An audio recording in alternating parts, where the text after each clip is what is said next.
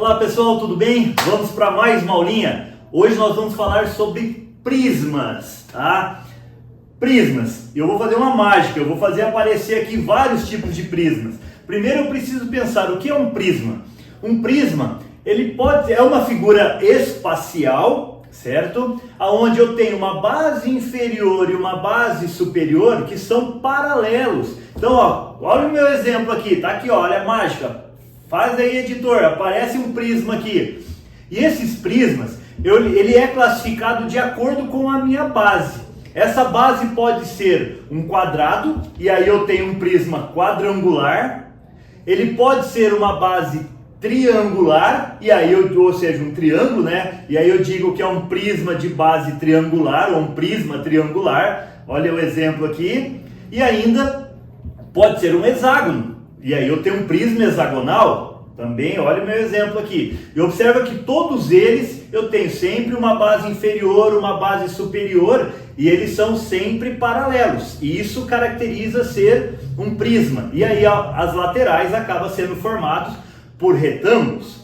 Mas o que, pensando em concurso público, os prismas que se destacam, além desses três que eu já falei, eu tenho outros dois aqui, que é o paralelepípedo, que ele também é um prisma, porque eu tenho uma base inferior e uma superior que são paralelas, os meus lados são formados por retângulos, assim como eu tenho um cubo também, tá? E aqui, o que vale ressaltar em todos eles? Que de modo geral, quando eu vou tratar de prismas, eu preciso sempre pensar em calcular o volume de um prisma e preciso pensar na área desse prisma, a área das bases ou a minha área total. E aí vale ressaltar que o volume sempre será a área da base vezes a altura do prisma, e a minha área total vai ser sempre 2 vezes a área da base mais a área lateral.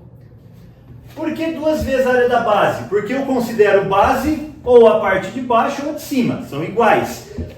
2 vezes a área da base porque eu preciso calcular a de baixo e a de cima. A área lateral a gente considera a área de todos os lados. Então eu já estou pensando nos 4 lados dessa figura. Então se a gente for pensar volume, dos exemplos que eu dei antes, eu calculo a área da base de todos eles e multiplico pela altura. Agora o que vale para a gente é focar nisso aqui, ó, paralelepípedo e cubo.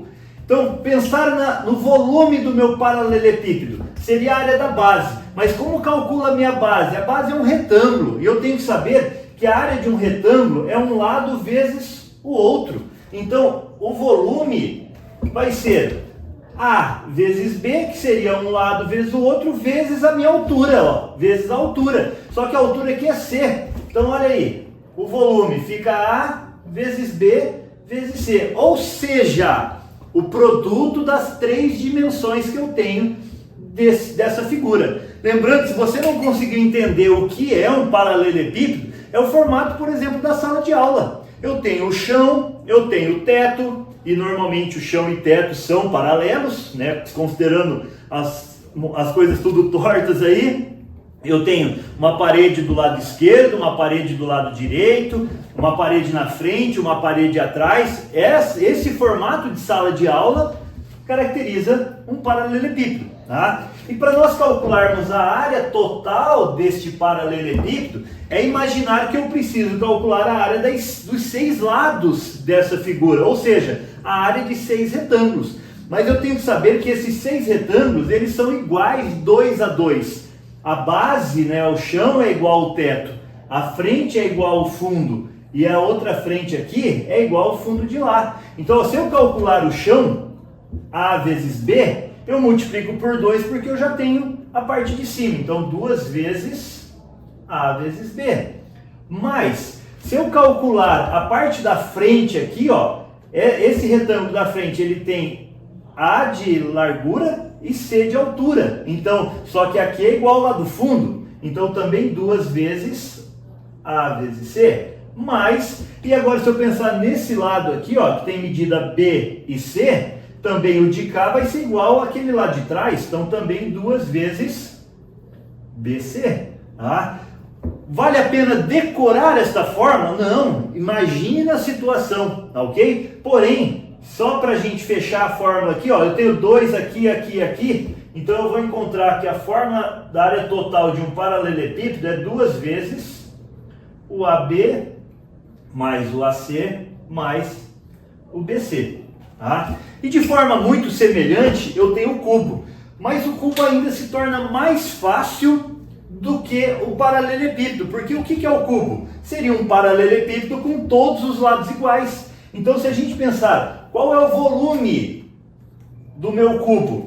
Não é ABC? Só que aqui seria A e A, ou seja, olha o nome, A ao cubo. E a área total? A área total seria a área de todos os lados, mas todos os lados são iguais. Então, se eu calcular a área de um lado, que é A vezes A, eu multiplico por 6, eu vou ter os 6 lados. Então, é 6 vezes A ao quadrado. Ou seja, aqui eu tenho as principais fórmulas e é o que mais é cobrado nos concursos públicos. Eu volto numa próxima aula para resolver uns exemplos aqui envolvendo paralelepípedo e cubo. Valeu?